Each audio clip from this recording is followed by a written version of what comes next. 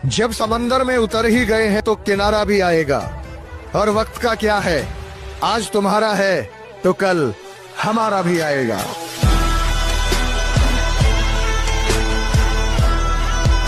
क्या हुआ तेरे सपने का? हवा में उड़ गया ना? अरे सपना साकार तो कर। सोचा नहीं था कि तू भी बाकियों की तरह निकम्मा। खुद को ऐसा बनाने की कोशिश करो कि जहां तुम हो वहां सभी तुम्हें प्यार करें। जहां से तुम चले जाओ तुम्हारे जाने के बाद वहां सभी तुम्हें याद करें। और जहां तुम जाने वाले हो वहां पहले से ही लोग तुम्हारा इंतजार करते हैं, है ना? लहरों को शांत देखकर ये ना समझना कि समंदर में रवानी नहीं है। लहरों को शांत देखकर ये ना समझना कि समंदर में रवानी नहीं है। जब भी उठेंगे तूफान बन के उठेंगे।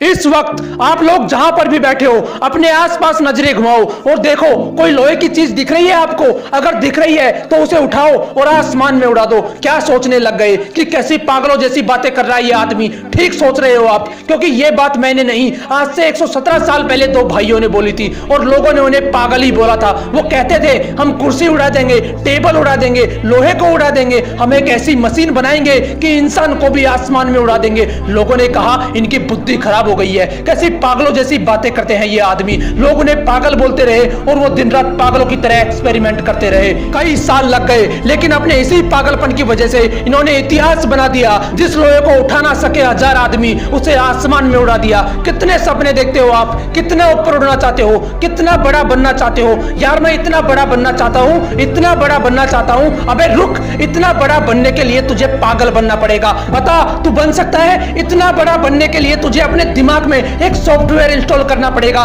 कि मैं 4 बार फैलूंगा तब भी नहीं रुकूंगा। बोल तू कर सकता है ऐसा? अगर कर सकता है तो तू भी एडिसन जितना बड़ा बन सकता है। एडिसन एक ऐसा महान इंसान जो आज इस दुनिया में नहीं है, लेकिन उसके द्वारा किए गए 1093 आविष्कारों में वो आज भी जिंदा है। ये वही पागल इंसान है जो कहता था कि कांच से लाइट जला दूंगा, रात में भी दिन जैसा माहौल कर दूंगा। उस पर भी लोग चिल्ला रहे थे कि तू पागल हो गया है, ऐसा हो ही नहीं सकता, तू ऐसा कर ही नहीं पाएगा। लेकिन वो इंसान भी जिद्दी इंसान था। उसके पागलपन ने उसे ना रुकने दिया ना थकने दिया। हर बार फेल होने के बाद सिर्फ एक ही बात बोलता था कि साला एक बार और ट्राई करूंगा। वो 1000 बार फेल हुआ, लेकिन उसी पागल इंसान ने बल्ब का आविष्कार किया और इस दुनिया को रोशन करके चला गया। बनना चाहते हो इनकी तरह? बनना तो चाहता हूं, लेकिन मेरे पास इतनी फैसिलिटीज नहीं है। कुछ करना तो चाहता हूं, लेकिन मेरे पास पैसे नहीं है। बड़ा बनना तो चाहता हूं, लेकिन मेरा IQ कम है। अबे रुक, कितना कम है तेरा IQ? किताब में लिखा हुआ तो समझ में आता है ना तुझे? तेरा दिमाग जिम के जितना कमजोर तो नहीं है,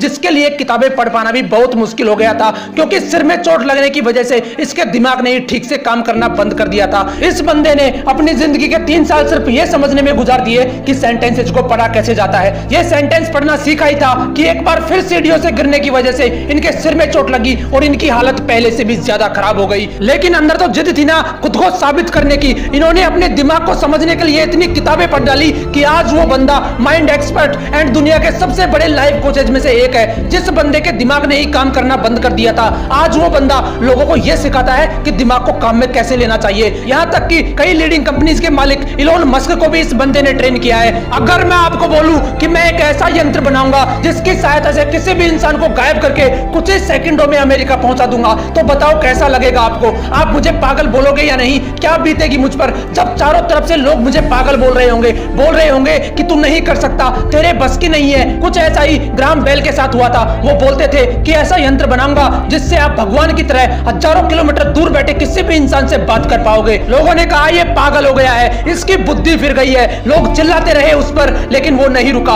एक के बाद एक एक्सपेरिमेंट करता चला गया और वो यंत्र बनाकर दिखा दिया जो पूरी दुनिया को असंभव लगता था, जिसे आप टेलीफोन के नाम से जानते हो। क्या अलग था इन लोगों में यार? ये कोई भगवान थे या इनके रावण की तरह 10 सिर थे? इनके शरीर में भी 206 हड्डियां थी, वही लाल रंग का खून था। फर्क सिर्फ इतना है कि ये इंसान जिद्दी इंसान थे। इनके अंदर एक ऐसा पागलपन था कि साला 1000 बार फेल होना मंजूर है लेकिन हारना नहीं। तुम्हारे पास 1000 बहाने होते हैं, लेकिन उनके पास सिर्फ एक सपना था और उस सपने को पूरा करने के लिए उन्होंने अपनी जी जान लगा दी। लेकिन तुम सिर्फ सपने देखते हो, उन्हें पूरा करने के नाम पर तुम्हारी हवा टाइट हो जाती है। क्या अलग था यार इन लोगों में? वो भी तुम्हारी तरह ही इंसान थे, फिर तुम क्यों नहीं कर सकते? तुम क्यों ऐसा सोचते हो कि लोग क्या सोचेंगे? क्यों अपने आप को कमजोर फील करते हो? क्यों तुम एक ठोकर लगने के बाद हार मान लेते हो। याद रखना, हारने वाला कभी असफल नहीं होता, लेकिन जो हार मान लेता है वो कभी सफल नहीं होता। इसलिए अपना एक लक्ष्य डिसाइड करो और उसके पीछे तब तक दौड़ते रहो जब तक वो आपको मिल नहीं जाता। लोग आपको रोकेंगे, टोकेंगे, डराएंगे, धमकाएंगे, लेकिन रुकना नहीं है।